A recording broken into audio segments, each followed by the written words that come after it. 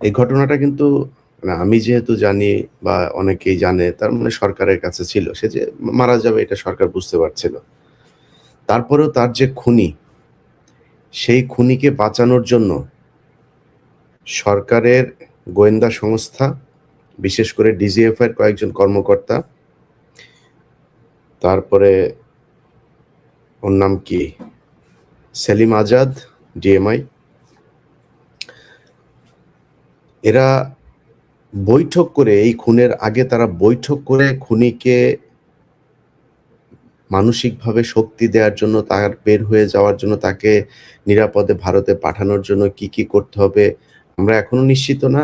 এই ডিজিএফআই দেয়া কথাবার্তা আমরা বিশ্বাস করি না। তারা বলছে যে সে পালিয়ে গিয়েছে। সে আদৌ পালিয়ে গিয়েছে কিনা এখনো পর্যন্ত আমরা জানি না। হইতে পারে ফয়সাল মাসুদ সে দেশেই আছে এবং ডিজিএফআই তাদেরকে বাঁচানোর জন্যই তাদের নিয়ন্ত্রিত বিভিন্ন লোকজনকে দিয়ে তারা এটা বারবার বলানোর চেষ্টা করছে যে এই মুহূর্তে তিনি পাস হয়েছেন, এই মুহূর্তে তিনি চলে গেছেন, এই মুহূর্তে তিনি কোথায় কি করছেন সবকিছু জানেন। শুধু এইটা জানেন না যে তিনি যে পালিয়ে যাচ্ছেন। তা আপনারা এত কিছু যেহেতু আপনারা সোশ্যাল মিডিয়াতে দিচ্ছেন, ধরেন আমি একজনের নাম বলি, যেমন জুলকারনাইন সায়ের, উনি ওনার ফেসবুকে করেছেন, এটা তো আর ওনার তথ্য না, ওনাকে নিশ্চয়ই গোয়েন্দা সংস্থায় দিয়েছে ওনাকে, এবং ওনাকে যে তথ্যটা দেওয়া হয়েছে সেটা গোয়েন্দা সংস্থা জেনেই দিয়েছেন। তাহলে গোয়েন্দা সংস্থা আগে কেন ওনাকে দেন নাই যে এই জায়গা দিয়ে পালিয়ে যাচ্ছেন বা এইভাবে খুন হবেন, এখানে এই হচ্ছে, এগুলো দিতে পারেন নাই। ওনারা যাওয়ার পরে তারপরে ওনার সোশ্যাল মিডিয়াতে উনি কার কার সাথে যোগাযোগ করছেন, হোয়াটসঅ্যাপে কাকে কাকে ছবি পাঠিয়েছেন, সেই তথ্য তিনারা বিভিন্ন জনকে দিচ্ছেন। সেটা জুলকারনাইন সায়ের সহ আরো নিশ্চয়ই অন্যান্য অনেক সাংবাদিকদেরকে তারা দিয়েছেন, কিন্তু তার আগে তারা দেয় নাই।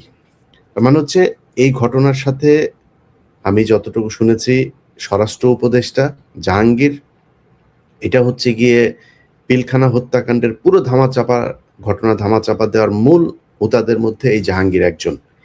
প্রচন্ড দুর্নীতিপরায়ণ এবং আনস্মার্ট, একটা অদক্ষ, একটা অথর্ব একটা অফিসার ছিল।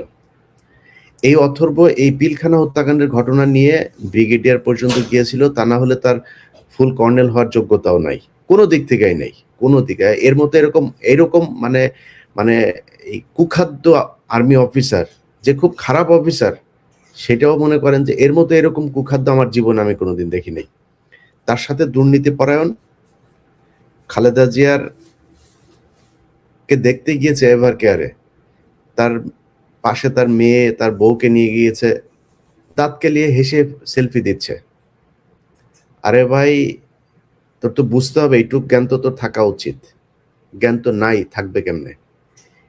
এটা সে এখানে গিয়ে এটা করেছে, টাকা পয়সা তো আছে। ধরেন এই 5 তারিখের পর থেকে যে পরিমাণে টাকা তারা কামিয়েছে, সারা জীবন 14 গোষ্ঠী বসে খাইতে পারবে।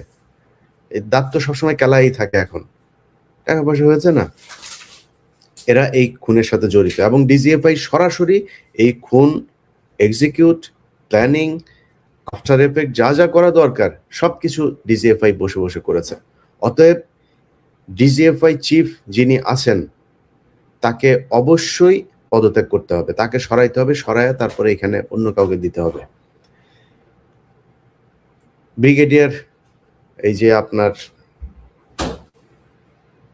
আরেকজন আছে, ওর নামটা যে আর্মির বিষয়টা বাদ দিলাম, ডিজিএফআই এবং এই ডিএমআই সহ যারা যারা এটার জন্য মানে এই ঘটনার সাথে আমি তারা জড়িত আছে না আছে, তাদের বিচার করবেন না করবেন, কি কি করবেন, সেটার সাথে সাথে মনে করেন যে তারা কিছুই নাই, এটার সাথে কিছুই জানে না, কিছুই বুঝে না, তারা যে এটারে ঠেকাইতে পারে নাই, এই জন্য তাদের ওই চেয়ারে থাকার আর কোনো নৈতিক কোনো নাই। এরপরে হচ্ছে স্বরাষ্ট্র উপদেষ্টা। স্বরাষ্ট্র উপদেষ্টা ধরেন এই গেল কয়েকদিনের ভেতরে যদি আপনি বাংলাদেশের আইন শৃঙ্খলা পরিস্থিতিটা দেখেন, আরে বেটা স্বরাষ্ট্র উপদেষ্টা, তুই তো কনস্টেবল হইতে পারবি না। তোরে যদি, আমি জানি না তুই কেমনে ঢুকছিলি সেনাবাহিনীতে, তোর কনস্টেবল হওয়ার যোগ্যতা নাই। তুই এইখানে যেই মানুষগুলোর রক্তের বিনিময়ে তুই এই স্বরাষ্ট্র উপদেষ্টা হয়েছিস, তোর এই স্বরাষ্ট্র উপদেষ্টা হওয়ার পরে সেই মানুষগুলোর নিরাপত্তা দিবি না?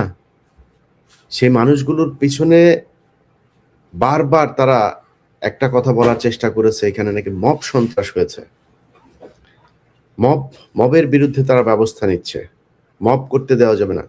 তোর মারে আকাম করছে খানকির ছেলে, এইখানে আসছিস মব মারাইতে। এই দেশে যদি নাকি এই যৌক্তিক দাবি করা যদি নাকি মব হয়, তাহলে শেখ হাসিনাকে সরাইলে কি দিয়া? নির্বাচন দিয়ে সরাইছিলে? সেনাবাহিনীর কু করে সরাইছিলে? এই জনগণ গিয়ে তারপরে শেখ হাসিনাকে গণভবন থেকে বের করেছে, তাহলে সেটা মব।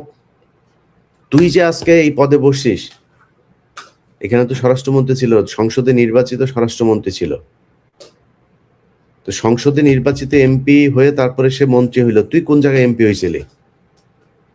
আসিফ নজরুল এ প্রথম আলোর সুশীলগিরি সেজে তারপরে প্রথম আলোর হয়ে কাজ করে।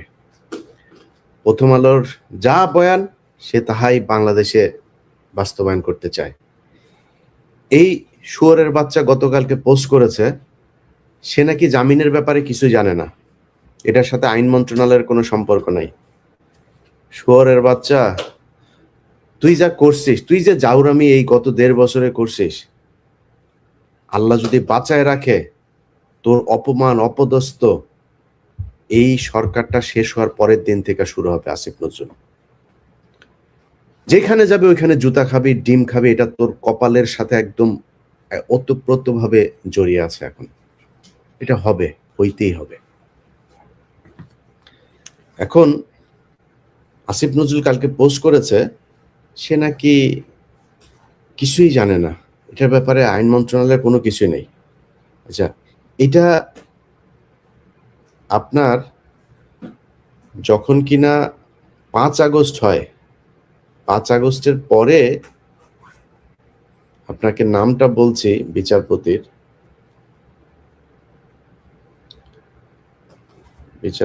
নামটা হলো শেখ তাহসান আলী। আপনাদেরকেও শুয়োরের বাচ্চার ছবিটা দেখাই। এই খানকির ছেলে, ওর মা দৌলতদিয়াতে গিয়া তারপরে বিভিন্ন বেটাদের সাথে আকাম করে ওরে পয়দা করছে। এটা একটা আরেকটা জাউরা, ওই যে কয়সর কামাল, ওই শুয়োরের বাচ্চা গত 15 বছরে একবার ধরা খাইছিল শাহবাগে, সেটাও এক মাগি নিয়ে, গাড়ির মধ্যে এক মাগিরে নিয়ে লাগাইতে গিয়া পুলিশ তারে ধরছিল। এরপরে মুসলেকা দিয়ে তারপরে বেরিয়েছে, সেটারই সে বলেছে তাকে নাকি সরকার ধরেছে। এবং এই মোটামুটি মানে আমি জানি না, তারেক রহমানের অনেক কিছু আমার খুব ভালো লাগে, কিন্তু তারেক রহমানের আশপাশে সব মাদারচোদ, ওইখানে সব মাদারচোদ তারেক রহমানের আশপাশে। কেমনে যায়? ওই যে আরেকটা আছে ওয়াহিদুজ্জামান অ্যাপোলো, এখন কি ছেলেরা সব করে শুয়োরের বাচ্চা। এই শুয়োরের বাচ্চাগুলো সব পাশে পাশে গিয়া তারপরে এদেরকে, এই কায়সার কামাল আর এই শুয়োরের বাচ্চা, এই দুইটাই মিলে এই এর বেঞ্চে আপনার এই হাইকোর্ট থেকে ইয়েটা ও জামিনটা হয়েছে। এই আজকে যে হাদির করা হলো, হাদিকে যে মারা হলো, এই তো জেলে থাকার কথা। আগের মামলার তদন্ত কর্মকর্তা বাদী, তারা এই ফয়সাল মাসুদ সে যে ছাত্রলীগ করতো সেটা উল্লেখ করে নাই। উল্লেখ কেন করে নাই? আগের থেকে প্রিপারেশন, যে উল্লেখ করলে তার তো জামিন হবে না, জামিন নিতে কষ্ট হবে আওয়ামী লীগ যদি হয়। সে ডাকাতির মামলায় অস্ত্র সহ আটক হয়েছে, কেন্দ্রীয় কমিটিতে সে পদে ছিল, সে জামিন পাইলো কিভাবে? তারে জামিন দিয়েছে। এখন আসিফ নজরুল কিচ্ছু জানে না।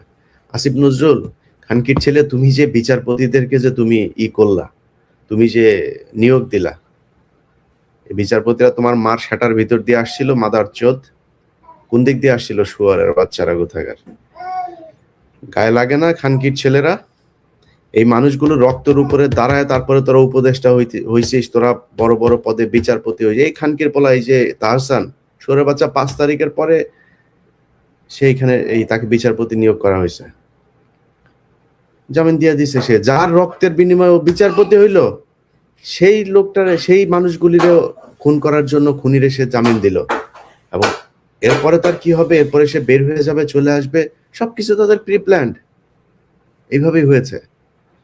এখন ভাই মানসিকভাবে আসলে খুব বিধ্বস্ত অবস্থায় আছি ভাই।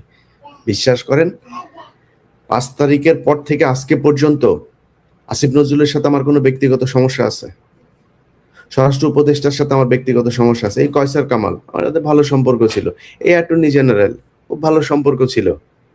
আরে ভাই, তোরা মানুষের চোদা রে, মাদার চোদেরা, মানুষের চোদা তোরা। মানুষ তোর মারে লাগায় জন্ম দিছে এই দুনিয়ার ভিতরে, যদি তাই হইতো তোরা মানে এই কাজগুলি করলে কিভাবে? একটা মিনিমাম একটা মানে এই মানুষের যেই এই থাকে মানে বর্ডার লাইন থাকে, এইটুক মনুষ্যত্ববোধ তোরা দেখাইস যে টাকা পয়সার অভাব আছে। কয়সার কামাল বস্তায় ভরে ভরে টাকা নিয়ে গিয়েছে, বস্তায় করে করে এই কোর্ট থেকে টাকা নিয়ে গিয়েছে। আর কত টাকা লাগবে তোদের? কত টাকা দরকার আছে নাকি আরো? তোরা আওয়ামী লীগের লোকজন রে গড়ে পর্দায় সমানে জামিন করাইছিস। আসিফ নজরুল খানকে বলা সুরে বাচ্চা, কয় টাকা লাগবে রে তোর? আরো কত হাজার কোটি টাকা দরকার আসিফ নজরুল তোর বাঁচার জন্য, আরো ভালো থাকার জন্য? বল কত মাগি লাগবে, কি লাগবে বল, নিয়ে তারপরেও যা, দেশটার শান্তিতে থাকতে দে। ওই এক ইউনুস খানকির বলা, এই মাথার চোদ ইউনুস শুয়ারের বাচ্চা হালা সারা জীবন হইলো গিয়ে ওয়েস্টার্ন লাগাইছে, মদ খা মদখোর শুয়ারের বাচ্চা বাংলাদেশে নিয়ে সুদের ব্যবসাটা করে ওরে দিছে হইলো শান্তিতে, শান্তিতে নোবেল খারাপ আমরা জানি না। এই শুয়ারের বাচ্চা এই ওই রুমে যত এই শুয়ারের বাচ্চা করছে কি, ওরে এই যে আসিফ আর মাহফুজ দুইটা মন্ত্রণালয় ছাড়লো 2 দিন আগে। দুইটা মন্ত্রণালয় ছাড়ার পরে এই 2 মন্ত্রণালয়ের ভিতরে একদম এই উপদেষ্টা পরিষদের সবচাইতে বড় চোর যেটা আসিফ নজরুল আর রেজওয়ানা, এই সবচেয়ে বড় চোর, এই বড় চোর দুইটারে 2টা মন্ত্রণালয় দিল। কেন রে ইউনুস, তোর আর কোনো বাপ ছিল না? হ্যাঁ বলে কিচ্ছু বুঝে না, বলে বিশাল আকারে কিছুই বুঝে না, সারা দুনিয়া হোগা মাইরা যায়, বাংলাদেশে কেমন তুমি কিছুই বুঝো না, আমরা বুঝি না এগুলি। আমরা ওয়েস্টে থাকি, ওয়েস্টের এদের কথাবার্তা চরিত্র আমরা বুঝি না এগুলি। তুমি তো ওই চরিত্রই পাইছো। মুখের কথা আর ভিতরের কথা এক না। যায়া চোরেদের নিয়ে করছে। ইউনুসের গোটা পরিবারের যত সুযোগ সুবিধা দরকার সব তারা নিচ্ছে। এই সব কিছুর দায়ী এই ইউনুস কুত্তার বাচ্চা। শুয়োরের বাচ্চা এখানে আসছে, হ্যাঁ আমাদের সাথে বসবে, এরে আবার ফর্ম পূরণ করা। তুই কি চ্যাটের বাল রে যে তোর সাথে বসতে হবে? তোর কাছে কোনো তদবির নিয়ে গেছি, কোনো পদ চাইছি তোরে? এরপর আবার 2 দিন পর আবার আরেকজনের দিয়ে ফোন দেয়, ভাই আপনাদের মিটিংটা হচ্ছে না, আসিফ নজরুল আর আসিফ মাহমুদ আর মনির হায়দার আপনাদের এই ডক্টর ইউনুসকে আপনাদের সাথে বসতে দিল না। আসিফ নজরুল, মনির হায়দার, ডক্টর ইউনুস পুটকি মারি আমরা, শুধু আমরা ওদের কাছ থেকে কিছু চাইছি, যায় বলছি যে আমার ভাইরে এইটাতে, আমার এইটাতে, আমার এই পদ দে, বলছি নাকি তোরে? চোদে তোরে কেউ? কারণ কি বলারা মানুষ মারা ফেলতেছে শুয়োরের বাচ্চারা, পাশে দাঁড়ায় থেকে দাঁত কেলায়। স্বরাষ্ট্র উপদেষ্টা দাঁত কেলাইতেছে, পাশে দাঁড়ায় দাঁড়ায় করে। আল্লাহ, চোরের বাচ্চার মতো দেখা যায়, চোরের বাচ্চা চোর, শুয়োরের বাচ্চা। ও এখন পর্যন্ত পদত্যাগ করেনি, জুতা দিয়ে পেড়াইলে ওরা পদত্যাগ করবে না। মজা পাইছে তো ওই জায়গায়। বাংলাদেশের এই যে আজকে যে বাংলাদেশ, এই হাসিনার পতনের পেছনে এই বর্তমান এই যে সরকারের ভিতরে দেখছেন, কারোর কোনো অবদান নাই, একটারও কোনো অবদান নাই। ডক্টর ইউনুসের যে সমস্যা ছিল সেটা ব্যক্তিগত, তার সে ব্যক্তিগত সমস্যা। এই দেশের জন্য ইউনুস জীবনে কোনোদিন কোনো কিছু করে নাই, জীবনে কিছু করে নাই। এত খাতির পিরিতি আলাপ পেরে লাভ নাই। আমরা চিনি ডক্টর ইউনুসকে, ডক্টর ইউনুস কোথায় ছিলেন, কাদের সাথে ছিলেন, কাদের হয়ে কাজ করেন, এগুলো খুব ভালো করে জানি আমরা। অথচ তারা গিয়ে আজকে পুরো দেশ শাসন করছে। আমরা কিছু বললে আমরা নাকি মানুষকে উস্কাই। আরে বেটা, আমরা উস্কাইছি কিসের জন্য? কি চাইছি? 5 তারিখের পর থেকে চাইছি কি বল? নিজের জন্য কিছু চাইছি? বলছি যে আমার উপদেষ্টা বানাইতে হবে, বলছি নাকি? কি চাইছি?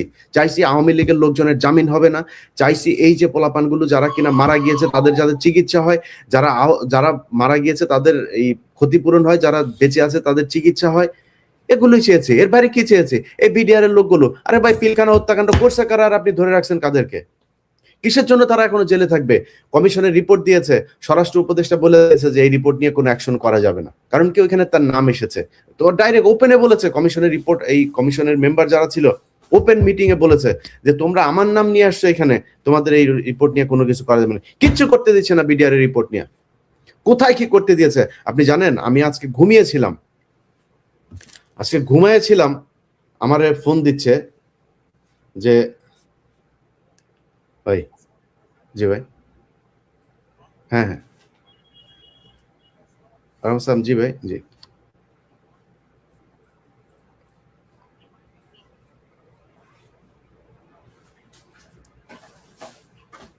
যা দরকার ভাই, যা লাগে করা হবে, যেইটা দরকার হয় সেটা করা হবে, যা লাগে। যা দরকার করে ভাই দেন আমার, জাস্ট নাম্বার দিয়ে দেন, নাম্বার দিয়ে দেন।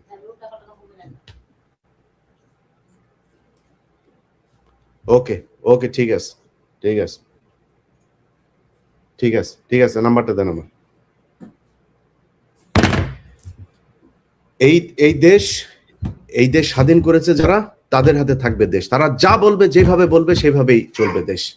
এবং আগামীকালকে বাংলাদেশের প্রতিটা মানুষের কাছে অনুরোধ, ভোরের সূর্য এখন রাতের বেলা অনেক মানুষ, হাজার হাজার মানুষ এরই মধ্যে সেখানে জড়ো হয়েছে। ভোর সূর্য ওঠার আগে আপনারা শাহবাগে জড়ো হবেন।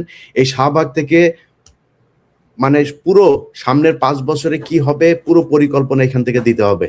কিভাবে নির্বাচন হবে, কি হবে, সবকিছু পরিকল্পনা এখান থেকে দিতে হবে। প্রথম আলো, আরে ভাই আশ্চর্য একটা বিষয়, আপনি খুনি। এই যে ওর এখানে কয়েকজন রিপোর্টার আছে, টিপু সুলতান, এই যে মতি টতি, এগুলোর ব্যাপারে সরাসরি তারা ইয়ের সাথে ছিল। সন্তোষ শর্মা এখনো কালবেলায় অফিস করে বাংলায় ভীষণে। এই যে জুবায়ের টুবায়ের এগুলো, আর ভাই এক একজনের নামে 4টা 5টা করে খুনের মামলা, এরা ওপেনে অফিস করে। এটা কি ফাইজলামি নাকি? একটা ওপেনে অফিস করে তারা, একবারের জন্য আটক করা হয়নি। একটা মানে তামাশা চলে এসছে। তাহলে বলেন কেউ মারা যায় নাই জুলাইতে? যদি মারা যায় এটা বিচার করেন, কত দ্রুত করতে চান, কত বিচারক নিয়োগ দিতে চান, কি করতে চান, কেমনে করতে চান, বিশেষ আদালত করতে চান, করেন, কিন্তু বিচার করেন। যদি তারা নির্দোষী হয় তাদের ছেড়ে দেন। অথচ নির্দোষ অনেক মানুষজনরে সেখানে করে রাখা হয়েছে, আর দোষীদেরকে বাইরে আরামসে তারা ঘুরে বেড়াচ্ছে। কোনো ব্যবসায়ীরা তারা পাশে নিয়ে ঘুরে, কোনো ব্যবসায়ীর পিছনে লাগে। আরে ভাই যদি ব্যবসায়ীরা আপনি কিছু না বলেন তো সবাই ছাড়েন, এটা আটকানোর আছে, ওইটা ছাড়া আছে, ওরে সাথে নিয়ে ওরে বগলে নিয়ে ঘুরে, যার সাথে যেমন মনে চায় তেমনি ঘুরতেছে। বাংলাদেশের মানুষের কাছে অনুরোধ থাকবে, ভাই আপনাদের এই যে আজকে যে অবস্থা, এই অবস্থার জন্য ইউনূস দায়ী, এই সরকার দায়ী। এই সরকারকে এর ব্যবস্থা করতে হবে। এই যে হাসনাত, সারজিদ সহ নাহিদ, একজনও তো নিরাপদ না। আজকে একজন মেয়ে মারা গিয়েছে, তার লাশ যেভাবে ঝুলানো আছে, আমি জানি না, যেহেতু জানি না, না জেনে বলতে পারছি না সে আত্মহত্যা করেছে কিনা, বাট তার লাশ যেভাবে ঝুলানো আছে। এই মেয়ে গত আমাদের এই 32 নম্বর এই আগের দিনের প্রোগ্রামে এই মেয়েটা ছিল, সেই মেয়েটাকে আজকে ঝুলিয়ে মারা হয়েছে একটা একটা করে। যেদিন হাদিকে মারা হলো সেদিন রাতেই উত্তরাতে 2টা ছেলেকে কোপানো হয়েছে। তারা মিছিল থেকে ফিরছিল, এটার বিক্ষোভ মিছিল ছিল হাদির হত্যাকারীকে আটকের দাবিতে। সেখান থেকে যাচ্ছিল, 2টা ছেলেকে কোপানো হয়েছে। একটা একটা করে প্রতিটা মানুষকে এভাবে মারা হবে। ভাই যদি মব বলেন, মব যা মনে করেন তাই। ভাই আপনার আশপাশে যেসব আওয়ামী লীগের লোকজন আছে, সরকার যেহেতু বিচার করবে না, যে আওয়ামী লীগের লোক যাদেরকে পুলিশ ধরছে না, আপনি কনফার্ম যে সে আওয়ামী লীগ ছিল, যদি বাঁচতে চান ওদেরকে যা করা সেটা করতে হবে। এই আওয়ামী লীগের যারা যারা জামিনে আছে, ওদের যারা আপনার বাড়ির আশপাশে আছে, যাদের বাড়িঘর আছে, যেখানে যা করা দরকার সেটা করতে হবে। যাদেরকে আপনি দেখবেন অফিস করছে এখন পর্যন্ত, যাদের যা করা দরকার সেটা করা হবে। আপনাদেরকে আজকে একটা বিষয় নিয়ে, আমরা এই ঘোষণাটা আরো অনেক পরেই দিতাম, আমরা একটা মুভমেন্ট করছি। এই মুভমেন্টে বাংলাদেশের অনেক পরিচিত মুখ, যারা দেশপ্রেমিক, যারা এই গত 15 বছর নির্যাতনের শিকার হয়েছে, তাদেরকে নিয়ে এই বাংলাদেশ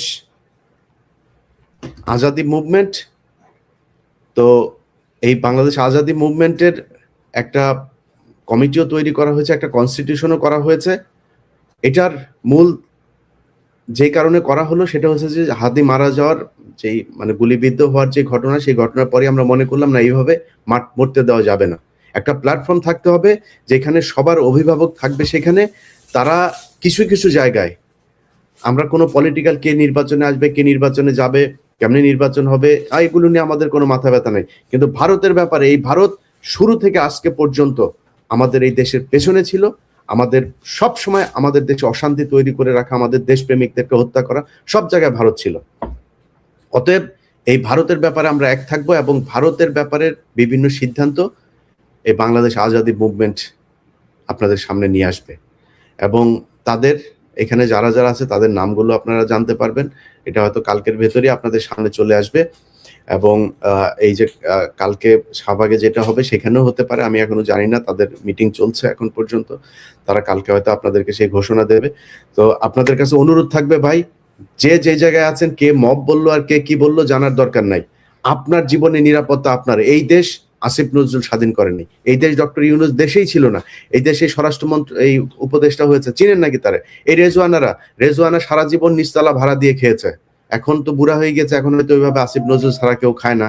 এখন ও সারা জীবন টাকা পয়সা এই বিদেশিদের কাছ থেকে পয়সা পাতি নিয়ে এভাবে চলে, কোনোদিন তার কোনো সমস্যা হয় নাই, কখনোই তার কোনো সমস্যা হয় নাই। বলেন এই 15 বছরে কি হয়েছে? আদিলুর ভাই কয়দিন জেলে ছিল, সে আদিলুর ভাইদের দেখেও এখন মাথা ঘুরায় যে ভাই কি কি করেন কি ভাই? আরে ভাই, আপনাদের হাতে দেশটা দেওয়া হইলো, সেই দেশটারে এইভাবে ধ্বংস করে দিলেন। একটা বিপ্লব, এরকম বিপ্লব সারা পৃথিবীতে কোনোদিন কেউ করতে পারে নাই। পুরো একটা দলের সব কটারে দেশ থেকে যেতে বাধ্য করেছে এই দেশের সাধারণ মানুষ। সেই মানুষগুলোর আপনারা কি দিলেন? এখন পর্যন্ত আহত অনেকের চিকিৎসা দেওয়া হয় নাই, এখন পর্যন্ত নিহত অনেকের পরিবারের টাকা পায় নাই। যার যেমনি মনে চায়, একটা হাস্যকর অবস্থায় নিয়ে গিয়েছে জুলাই পুরো আন্দোলনটাকে। তাদের কারণে আজকে আপনি এখানে বসে আছেন। যাই হোক ভাই, বিচার যার বিচার তার করতে হবে। এটার জন্য যদি নাকি সরকার আইন প্রয়োগকারী সংস্থা বিচার স্বাভাবিক নর্মাল বিচার প্রক্রিয়া দিয়ে যদি করতে না পারে, যার হাতে তার বিচার করে নিতে হবে। এই ছাড়া কোনো উপায় নাই। সরকারের কাছে আমরা বারবার দাবি করেছি বিভিন্ন বিষয় নিয়ে, করে নাই। আমি আজকে একটা কথা খুব খুব সুন্দরভাবে বলে রাখি, আসিফ নজরুল স্বরাষ্ট্র উপদেষ্টা, যারা আসিস তোরা খানকির ছেলেরা শোন, তোদের যদি নাকি সরকার থেকে যদি নাকি তোরা খালি সরবি, খালি তারপরের দিন থেকে তোদের পেছনে লাগা হবে, যত টাকা দরকার হয় তত টাকা খরচ করা হবে, যাদের কাছ থেকে টাকা নিতে দরকার হয় তার কাছ থেকে নেওয়া হবে, দরকারে জিম্মি করা হবে, যেমনে দরকার হয় তেমনি টাকা পয়সা আদায় করে তারপরে তোদের পিছনে লোক লাগানো হবে, যেটা দরকার হয় সেটা করা হবে। তোদের শান্তিতে টাকা পয়সা নিয়ে তোরা থাকবি, তোদের শান্তিতে থাকতে দেওয়া যাবে না, থাকতে দেওয়া হবে না তোদেরকে। তোরা কি মনে করছিস এই দেশের সব মানুষ তোদের মতো বিক্রি হয়ে গিয়েছে? এই দেশে জুলাইতে যারা জীবন দিয়েছে, যারা আহত হয়েছে, যারা রাস্তায় নেমেছিল, তারা সব ঘরে চলে গিয়েছে? তাদের কিছু নাই? তারা রাস্তার মধ্যে তারা কিছু করতে পারবে না? সব আছে, খালি তাদের একজন নেতা ছিল না, সেটার ব্যবস্থা, সেটার জন্য একটা আমব্রেলা, একটা শেড তৈরি করা হচ্ছে। এই এই আজাদি মুভমেন্ট বাংলাদেশ যেটা, সেটা হবে তাদের একটা প্ল্যাটফর্ম। সেখান থেকে সবকিছুর বিচার করা হবে, সেখান থেকে সবার প্রতিশোধ নেওয়া হবে, কি করা দরকার, যা করা দরকার সেটা করতে হবে। সবাই ভালো থাকেন, দেখেন কি হয়। যার অবস্থান থেকে শাহবাগে চলে আসবেন এবং আগামীকালকে সকালের মধ্যে অবশ্যই সবাই শাহবাগে থাকবেন। এখান থেকে ফয়সালা হবে, কি হবে, রাষ্ট্রের কৌশল কি হবে। যাদেরকে যেসব বিচারকদের এই আসিফ নজরুল এই খানকির ছেলে বলছে যে ওনায় কিচ্ছু জানে না, শুয়ারের বাচ্চা, তুই জানিস না তুই বিচারকদের নিয়োগ দিস নাই? এই শুয়ারের বাচ্চা, এখন পর্যন্ত বিভিন্ন জায়গায় জেলা দায়রা জজ টজ এইসব জায়গাতে এই হিন্দুগুলোরে বসায় রাখছে, যে হিন্দুগুলো এই কয়েক বছর কোটি কোটি টাকা করছে, সেগুলোর বসায় রাখছে, সেগুলোর এখন পর্যন্ত ঢাকা থেকে নিয়ে বিভিন্ন জেলায়, অনেকগুলো ঢাকাতেও। এই যে আসিফ নজরুলের পিএস মাসুম, শুয়ারের বাচ্চা সারা জীবন আওয়ামী লীগের দালালি করছে, তারা এনে তার পিএস বসায় রাখছে, সব পুরো একদম আইন মন্ত্রণালয় সে চালায়। আসিফ নজরুলের মাঝে মধ্যে মাগিয়ে এনে দেয়, আসিফ নজরুল লাগায়, আর কিছু নাই, আর কোনো সমস্যা না। টাকা পয়সা যা দরকার সবকিছু পাঠায় দিচ্ছে বাইরে। ভাই, বিদেশে যারা আছেন, প্রতিদিন পত্রিকা খুললেই সবচাইতে ভালো সুন্দর নিউজটা হয়েছে 8 দিনে রেমিটেন্স আসলো 1.2 বিলিয়ন, 8 দিনে এত হাজার কোটি টাকা খালি রেমিটেন্স যায়। ভাই, আল্লাহর ওয়াস্তে আপনাদের কাছে অনুরোধ থাকবে, এই ইউনূস খুনের সরকার, এই বদমাইশরা যতদিন থাকবে, আল্লাহর ওয়াস্তে আপনারা রেমিটেন্স পাঠানো বন্ধ করেন। আপনারা রেমিটেন্স পাঠান, আর এরা হচ্ছে গিয়ে সেই টাকা বাইরে পাচার করে। একটা উপদেষ্টা টাকা দেশে রাখে না, সব কয়টা বাইরে পাঠাচ্ছে, সব কয়টা বাইরে পাঠায় বিভিন্ন দেশে, অস্ট্রেলিয়া, কানাডা, আপনার তুরস্কে পাঠাচ্ছে, তারপরে পর্তুগালে পাঠাচ্ছে, এখানে পাঠাচ্ছে, এটা করছে তারা। সো তাদেরকে টাকা পাঠায় না, আল্লাহর রাস্তায় আপনারা টাকা পাঠায় না, ওরা টাকা দেশে রাখছে না। নির্বাচিত সরকার আসুক, সেটা বিএনপি আসুক আর জামাত আসুক, তারপরে আপনারা টাকা পাঠানো শুরু করবেন। কারণ এরা আমাদের এই রক্তের সরকার না, এরা সব নিজের পেট ভরার জন্য, নিজেদের মতো করে নিজেরা চলার জন্য এখানে এসছে।